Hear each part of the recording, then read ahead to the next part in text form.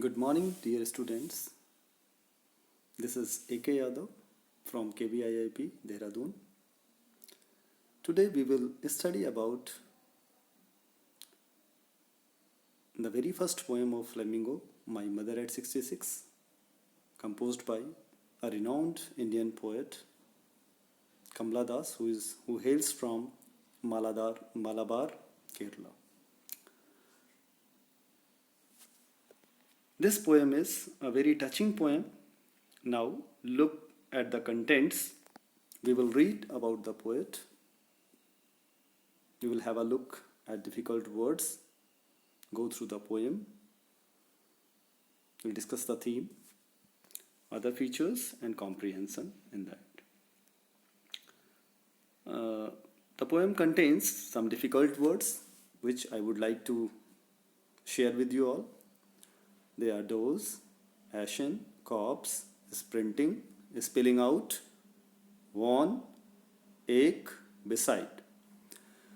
Dose shows nap or sleep lightly. Ashen is pale grey. Corpse is a dead body. Sprinting means short, fast race. Spilling out means moving out. Worn is colorless. Ache is pang or deep pain. Beside is by the side of. Now we will read about Kamala Das. She was born on March 31st, 1934 in Malabar, Kerala. Though born as Hindu, she embraced Islam in 1999 and she died in 2009. She was nominated for Nobel Prize also, and she assumed the name Kamala Suraiya. She has published many novels and short stories in English and Malayalam under the pen name Madhavi Kutti. When we talk about the awards for her literary contribution, she was a recipient of Asian Poetry Prize, Kent Award for English Writing, Sahitya Academy Award, and Kerala Sahitya Academy Award. Now we will have a look at the poem. I'll recite the poem first. My mother at 66. Driving from my parents' home to Cochin last Friday morning, I saw my mother beside me, doze, open-mouthed, her face ashen like that of a corpse, and realized with pain that she was as old as she looked, but soon put that thought away and looked out at young trees sprinting, the merry children spilling out of their homes. But after the airport security check, standing a few yards away, I looked again at her worn, pale, as a late winter's moon,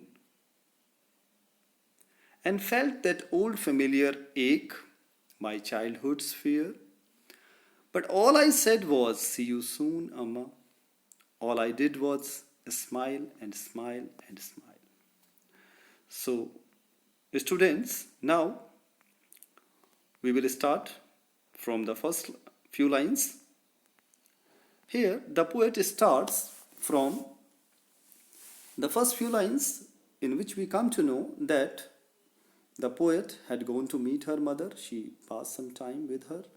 And now it was the time she had to say goodbye to her. She had to go back to her own place. She was going to Cochin airport with her mother. So she was driving from her parents' home, and the mother was also with her. They were going to Cochin airport, and it was on Friday morning. In next few lines, she says that she looked at her mother who was sitting beside her, doze open-mouthed, her face ashen like that of a corpse. When she looked at her mother's face, her mouth was open, she was dozing, she was having a light sleep, and her face was looking like that of a corpse, a dead body, and it was very painful to see her, that she was as old as she looked. When she looked at the face of her mother, she found that she could not be any more older. But soon put that thought away. She wanted to come out of that thought, and she diverted her attention from there and she started looking out of the window of the car. And then she looked at the trees. They were young and they were running very fast. Here she shows that she looked at the nature to divert her attention to come over her pain. She also looked at the merry children spilling out of their homes. She looked at some children who were very happy, full of enthusiasm, and they were coming out of their very houses, from their houses, homes very quickly, and they were playing there. So she tried to divert her attention from that painful sight, which she did not want to look at.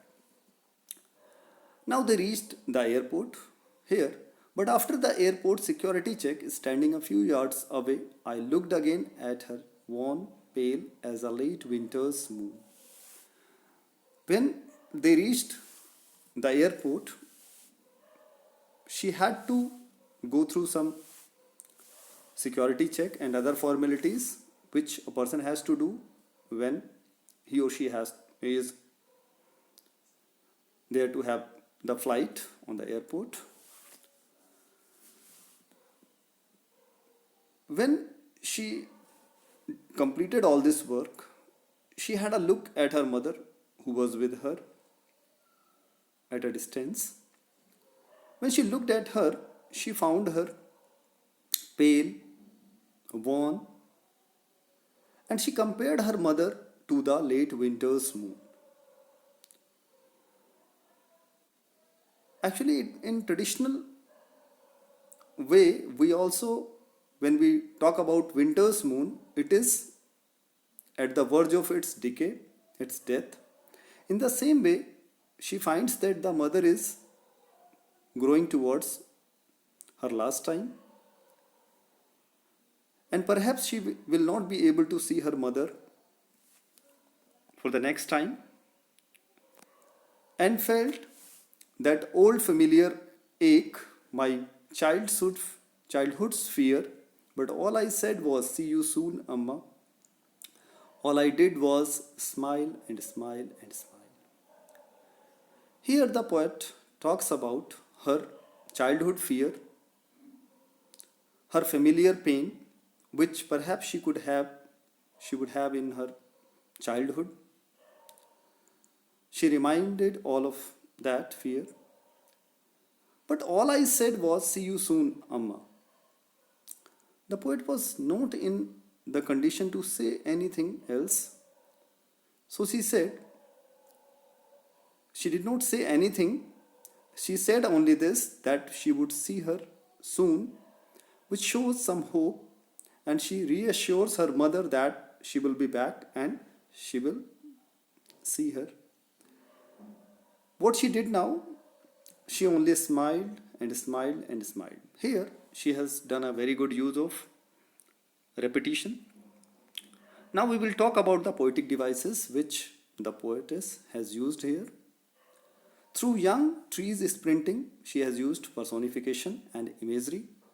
Personification is a figure of speech where lifeless things are shown as they are having life and intelligence. Through merry children spilling out, she has shown imagery. Her worn pale as a late winter's moon, she has talked about the figure of speech simile. Simile is a figure of speech where two different kind of objects are put together, but they have at least one point common in them. Here, the pale face of the mother has been compared to the late winter's moon, which is also in its last stage. Through trees, which are symbolic of life, children, who are symbolic of vigor and energy, moon showing fading beauty. She has used symbolism through these words. Now we talk about the theme of the poem. She has talked about constraints of old age. As we see that growing is a natural process, and she finds her mother growing old. She was at the age of 66, and the poetess also feels that she will also become like that. She has also tried to show the bond between the mother and the daughter. She deeply feels attached with her mother. She has shown the aspirations and helplessness of the youth. Here she also shows helplessness when she does not find that she cannot stay with her mother anymore. She has shown different stages of life where she has compared the youth to the old age. Also talked about the change is the eternal law. As we find in nature, change is the law of nature. Whoever has come here on this earth will go one day, surely. So death is inevitable. And with this, she has also told about nature, that nature is a great source of relief and refuge. When she is very much upset, she is very much sorrowful, she tries to look outside of the window of the car and she finds a relief, refuge in the nature. Features, contemporary subject she has taken, professional commitment versus social family commitments. Ample use of literary devices like simile, metaphor, transferred epithet, alliteration, repetition. Subtle portrayal of emotions, she has portrayed the emotions very well. Practical approach of the new age, and she has also tried to show the practical approach of the modern age, and conflicting situation. And she has also shown the situation which is conflicting.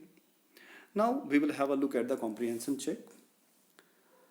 What is the kind of pain and ache that the poet feels? What are the young trees described as sprinting? Why are the young trees described as sprinting? Why has the poet brought in the image of merry children spilling out of their homes? Why has the mother been compared to the late winter moon?